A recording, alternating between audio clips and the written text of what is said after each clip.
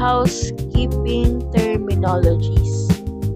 Laboratory number 2. Room status. OOC occupied. The room currently has guests. Ibig sabihin ay kasalukuyang may guest na naka-check-in at may gumagamit ng kwarto.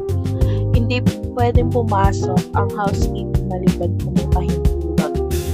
Number 2, VAC, vacant. The room is empty and ready for a guest. Wala nang guest sa kwarto at ito ay malinis na. Naka-ready na ito para sa susunod na guest.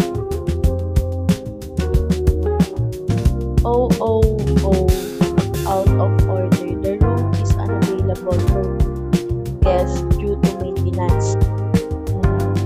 Ang kwarto ito ay hindi maaaring ipapagamitin dahil may kailangan pang ayusin gaya ng sira sa kuryente, tubo o furniture.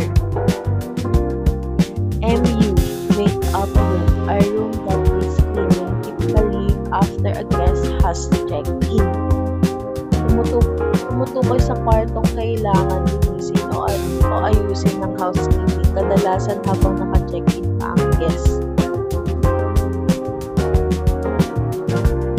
VD, vacant, dirty, a room that has been vacated but it's not yet clean.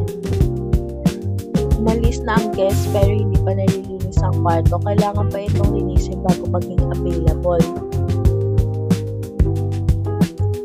VC, vacant, clean, a room that has been clean and it's ready for the next guest.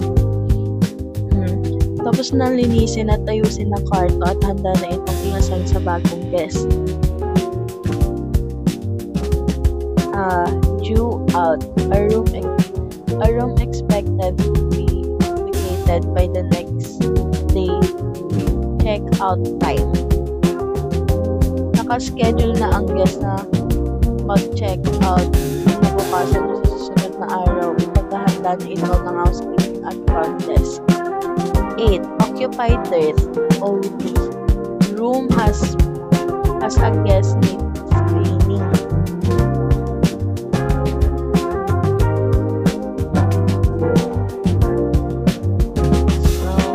Guest service and supplies.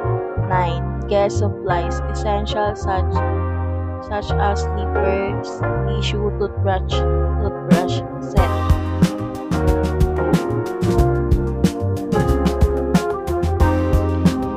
10. Amenity, a complementary item provided for guest comfort. May mga libreng gamit o serbisyo na nakaalaan para sa hawaan ng guest gaya ng sabon, shampoo,